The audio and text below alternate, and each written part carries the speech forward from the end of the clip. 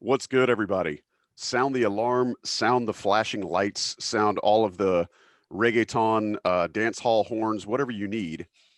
We've got an emergency coast to coast podcast because Hubert Davis and his staff, one day into the longest dead period we've ever seen, have one recruit on campus and get a quick commitment from Will Shaver, 6'10, 245 out of Birmingham, Alabama. This is a special edition commitment edition of the Coast to Coast podcast. I'm Joey Powell. With me, as always, Sherrell, McMillan, Sean Moran. Before we dive into talking about Will Shaver and his commitment to Hubert Davis, I want to give you guys a quick, as you have come to expect, quick dose of love for Johnny T-shirt. We're special tonight. We're quick on the draw tonight. But you know who's just as reliable as we are, maybe even more? Johnny T-shirt and JohnnyT-shirt.com. Hit them up. JohnnyT-shirt.com, the best place for University of North Carolina apparel, gear, paraphernalia, any other word that you can think of. They are fine haberdashers of North Carolina gear, whether it be from Nike, Columbia, Cutter and Buck, you name it. Johnny T-shirt has it. They're locally owned and operated, run by UNC alumni. They appreciate Inside Carolina. We appreciate them. We want you to appreciate them. Check them out, JohnnyT-shirt.com. Premium subscribers to IC get that extra 10% discount off the top. So use that code found on the premium message boards and make sure you go check out Johnny T-shirt quickly. Now, for the reason we're all here, let's talk about Will Shaver. Sherrell, this seemed like a pretty, what do they call it? May, June romances. What's the old adage that our grandmothers used to say? It was a quick, I don't know. You know what they talk about when something happens quickly, akin to a shotgun wedding. I'm struggling here. Tell me about Will Shaver. Again, a 6'10" guy out of Birmingham, Alabama. Quick, you keep talking about quick and things happening fast. You know, basically 3 weeks from offer from UNC to commitment to UNC. So about 10 days after his offer, I think he set up an official visit to UNC on the very first day that he could do it. And I think maybe we should have read more into that. You know, there's an old adage for those who have been around IC a long time. There's Brownie, watch what they do, not what they say. And we were listening, I think, to what he said. He set up official visits for Kansas, other schools, and it didn't seem like he was going to end this very quickly. But when you watch what he did, it seemed like, I guess the power of retrospect, it kind of screams that he really, really coveted the UNC offer, and that's where he wanted to go. So it's a good start for Hubert Davis. It's the first high school commitment for Hubert Davis. And I think it's funny, his first three commitments, Justin McCoy, Brady Minnick, and Will Shaver, all are the type of big men he has coveted. They're the guys who can face, post, in space is what I would call it. So the tweak that he's making to UNC offensively really comes through in his first three commitments. All big guys, all versatile, all can shoot out to the 3-point line, capable of playing, probably multiple positions. Yeah, it's like Hubert Davis has this shopping list and there's one item on it. It's like the guy likes one style of sandwich when he goes to the deli to get food. But hey, whatever, it seems to be working for him. And he's one for one. We talked about on the episode that we recorded on Sunday night about this list that UNC was going to have kind of coming through and visiting campus, and the different priorities on this list of the different players. Well, however you want to shake it, UNC is one for one in the Hubert Davis era on high school offers / commitments. Sean, you're the kind of game analysis guy that I see leans to in situations like this. I think some of the discourse around Shaver is that, well, people look at his old ranking, and granted, we'll talk about rankings in a second, but people look at his old ranking and they're like, well, why is UNC offering this kid? But if you kind of look at his game and how it's evolved somewhat quickly, I don't know if it's him growing into his body or just kind of getting against some good competition, but whatever, it seems that this is actually a pretty talented player. How do you see a kid like Will Shaver fitting in at UNC, and what do you see the pluses and minuses of his game? And feel free to go as deep as you'd like to go here. Sure. I mean, I think that, the first thing when it was announced, you see 3-star next to his name, and that's not something you really want to associate UNC basketball with or Hubert Davis's first recruit. But as you mentioned, I think the ranking's number 162, but once again, one is really hard to rank anybody outside of the top 50 in general. And two, it's extremely hard to rank after really not getting a good evaluation period, over the last 12, 14 months. So I think when the new rankings are out, hopefully it's not the quote unquote UNC bump, but I think he will definitely see a much more appealing ranking, just due to how he has been playing in the spring. He's been playing on the Under Armour circuit, and he's been, each tournament he seems to be playing better and better. And obviously that's why UNC offered a few weeks ago. But in terms of his game, he's a true center. So he's not a 5'4". He's not a hybrid. His size, he's a true center. But as Sherrell mentioned, he has the ability to score in the post, but he can face up and shoot. And he can step out to the 3-point line and knock it down, I think, consistently with kind of his mechanics and his shooting form. He's definitely not the most athletic or explosive, player around. And I think even, in the high school season, he lost about 40 pounds to get to where he's at right now. And I think, with players like Kennedy Meeks and others, there's still room to go once they get to Carolina. So he's not going to be a finished product by any means when he steps on campus, but he's a guy, what position he is. He has the skill set that Hubert Davis and UNC is looking for, and being able to score inside and outside. He's really long. I don't know what his wingspan is, but that's kind of what jumped off the page to me, is how long he is, and that kind of negates some of his vertical explosiveness. So, he can protect the rim, just with that length and size as well. I think the question mark defensively will be in the pick and roll, and how teams look to potentially try to get him isolated, or how are they hedging, et cetera. But I think, as the first player to commit, he's not going to maybe scare off a potential one and done player. But at the same time, it provides a good baseline for somebody that should be at UNC for several years, and a player that should ideally, grow into hopefully a starter. Because I think when we've seen what happens when you've gotten a bunch of guys that are kind of, sub 100 and they don't really materialize. So the goal is to get him into a starter level, I'd say, as a sophomore, junior, and have him be productive as a freshman.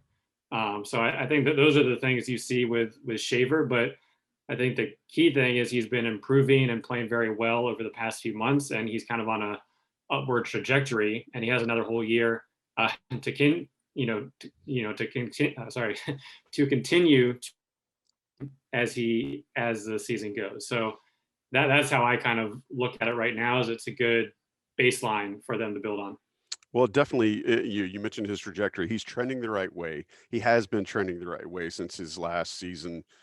He's playing against competitions. He's got a full summer of competition to continue that trajectory, and then another high school season to work on the things that I'm sure Hubert Davis and the staff will filter to him and to his AAU coaches and to his high school coaches about, areas that he needs to improve. So definitely good to see that. And my old man, whenever he talks about things being large or big, he always says, "Whoa, that's grown." He's grown. That thing's grown. Will Shaver at 6'10", 245 is grown, and he's 17. So, you always hear coaches say you can't coach big, or, you can't, it's like, or you can't teach big, excuse me.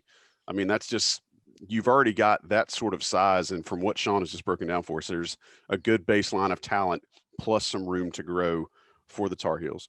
Sherrell, with the list of players that are coming into campus right now, how would Will Shaver's commitment potentially affect any of those? I think Sean made a great analysis in that Shaver's not the type that's going to scare off a potential one and done, or a blue chip 5-star player at that position. But how do you see Shaver's commitment potentially affecting other members of this class or other prospects that are on the UNC radar? Well, I think for the guys who fancy themselves as true fours, which I guess in this day and age is everyone, for those guys, this is a good thing, because this is a building block that you can say, hey, you might play some center, in a small ball lineup, or you might rotate, but you're not going to be the full-time starting center, because we have that guy. We have Will Shaver there. So I think that is something that can help. They can pitch that. They can say, look, he's here. He can rebound. He can do some of the things that we want in the post that will free you up. Now, we're not saying that you can't play in the post. We're just saying that we have someone in case, you want to showcase your other skills, or we want you to showcase your other skills. So I think that is pretty big. I think for other players, the transfer portal is not going away.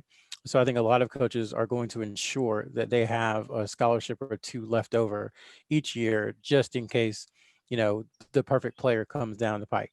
And for North Carolina, I think that's going to be the case as well. And so other players, I'm other players who might have um, fancy themselves, Carolina being their leaders, or have thought about committing, they kind of have to hurry up, because now you're looking at a situation where one spot of maybe three Yeah. big guys is gone. And so there are other players coming on campus, and there are other players that they will probably see in July who may get offers. So I would say that this puts pressure on those folks. If they really, really want to go to UNC, then they're going to have to do it soon, because the spot could be taken fairly quickly. We didn't anticipate day two of the live period that one spot would already be gone. So that's just one less spot, and so the urgency for the other folks, I think, increases a ton. That's how it changes things. It gives them cover to say you're not going to play full-time center, and then it also makes things more urgent for other guys. That's a great point. So two more things I want to hit before we get out of here. First off, we talked about the rankings a little bit. Sean, you mentioned he's in the mid hundreds right now. I know that there's going to be a re-ranking fairly. I don't know. I don't want to say it's soon, but there will be one before the end of the summer, I would assume, after some of the 24/7 guys get to see a lot more of these players. Do either one of you guys just have a kind of a range of where you think Will Shaver might fall before the September rankings? Just take a stab at it. I'll let Sherrell go first. Man, that's a zone defense, Sean. We don't allow that here. I got nothing. I would say, I think it'll be top 100. I'd say 75 to 100. If they do a ranking before the July live period begins. Okay. Sherrell, you don't want to stake a number on it? Yeah, I know the recruiting guy is supposed to be into rankings, but I'm more into tiers than rankings. And I think once you get past 30, it's kind of, who's going to develop, who picked the best situation, who has drive, who maybe has things that they learned. All that stuff to me is what differentiates 31 from 117. I don't think there's that much difference in most of those guys as players. So for UNC, they hope that Will Shaver's in the right place. He hopes he's in the right place for development, and that he outplays his ranking, whatever it is. But the fact is, I don't want to say rankings are immaterial, but if the head coach finds a guy who fits his system, who he identified, then I think you just kind of have to roll with it. And this is not a situation where, Hubert Davis and Brad Frederick, his primary recruiter, just looked around and was like, oh, let's just go to Birmingham and find this guy. They were looking to use the old taken thing, a particular set of skills, and they found that in Shaver. So I wouldn't worry too much about the ranking as much as I would that this is a guy they specifically targeted since Hubert Davis took over to do what they want to do. All right. So you didn't give us a number, but I will accept your answer as logic in replacement for a number. And I do want to point out for our listeners, it was perfect. I do want to say for our listeners too, Sherrell was talking about tiers, TIERS, not TEARS. Those are two different things here. Homonyms, but not exactly the same thing. All right, last question. I saw a note on the old social medias right after Shaver's commitment from a current Tar Heel, Mr. Armando Bacot, who said, and I'm going to paraphrase here because I don't have it in front of me, but that Shaver was going to be a problem. So apparently, it sounds like he performed well, or at least at minimum held his own with the players that were back in town playing pickup in the Smith Center. Sean, Sherrell, any thoughts on that? Rel, I'll go to you first. Yeah, it's nice that Armando said that. I think players a little too often. No, I wasn't in the building, so I obviously can't say. But I think players sometimes maybe over exaggerate those. Like, oh, so and so was a problem. He was so good, and the guy just can't play. Not saying that's the case with Shaver. That does happen a lot. But it does also happen where situations, we've talked about it in the past, like Nate Britt. One of the reasons that Roy Williams felt so comfortable with him is because the players raved about how well he was in pickup and how great he played. Same thing with Caleb Love a couple of years ago. So it is meaningful because I do think the players is stewards of the program. I think that's why it's so important for UNC to have those pickup games, because it's not just the current players, it's anybody who's around, the Carolina basketball program Mm-hmm. and old players. They can kind of get a feel for a guy, and then they can all give a recommendation.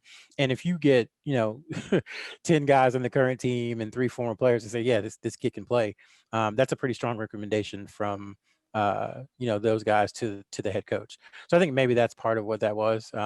So if Armando said it, then he played really well and was draining threes and looked good. Sean, any suspicions on your part as to how he might have played or who he might have fared well against to get everybody's attention? Well, I think he as you said, he was the first player to take a visit. He is the quote unquote lowest ranked player to take that initial visit. So even without the game, if he's a guy that wanted to go to Carolina, like he's one that would have needed to have committed early on, because higher ranked players are coming from behind to take the next visits. But if he wasn't able to compete at that level, I think that would have been sniffed out pretty quickly in the once again, it's only a few pickup games, but if he's not able to compete at that level, I think Ward would have filtered back pretty quickly. And maybe if he had wanted to commit, it would have said, let's put it on ice for a little bit. So at the very least, it's positive that, he seemed to play well. I think, seemed to compete at that level, ready to take a commitment, knowing that he was the first one of the bigs to come visit. All right. Well, boys, with that, anything else you want to add before we put a wrap on Mr. Shaver here? No. Hearing none, I move that we close this episode of the Coast to Coast podcast. We will definitely put a hot towel on Mr. Shaver and thank you both. Well, you laughing? Was that too much of a reach there? Mr. Shaver. That was good. That was good. That was See what I'm doing there? Thank you for picking up on that. Yeah, I caught it. Sean's on the West Coast. It'll take a little bit for him to get it. But I appreciate you guys joining me as always, especially on such a drop of a hat.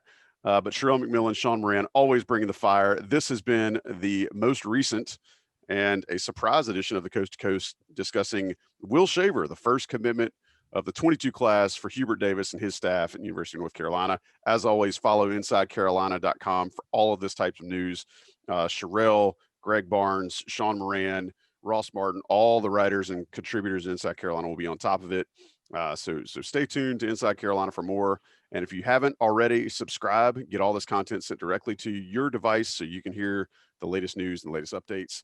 And we appreciate you guys being here. Oh, Sherrell has one more note. Yeah, he just popped in the chat for me before I wrap.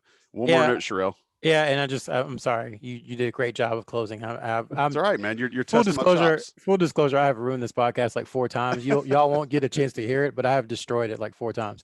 But yeah, I think Carolina fans also should give kind of a point to the passer, to Garrison Brooks, who we mentioned a few times, has been working with Shaver. And, I don't know exactly how like serious they are as friends and how tight they are as far as a relationship, but they have been working out. And, Brooks did kind of mention, we know Carolina to him.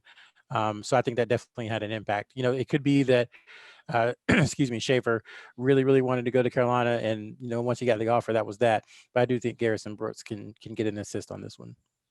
Well, we will allow it, and we will give him the A in the box score. All right. We meet it this time. Appreciate you guys being here. Sherrell McMillan, Sean Moran, you guys are always on it. Thank you all for listening, for watching. Hopefully we'll be doing more of these because we like giving you guys content, and it's a good sign for the program when they can get players like this to commit so quickly. But we appreciate you all being here. Subscribe, rate, review us. Stay tuned to Inside Carolina. We'll have more as it develops. But for Sherrell McMillan, for Sean Moran, I'm Joey Powell. We'll catch you next time. Late.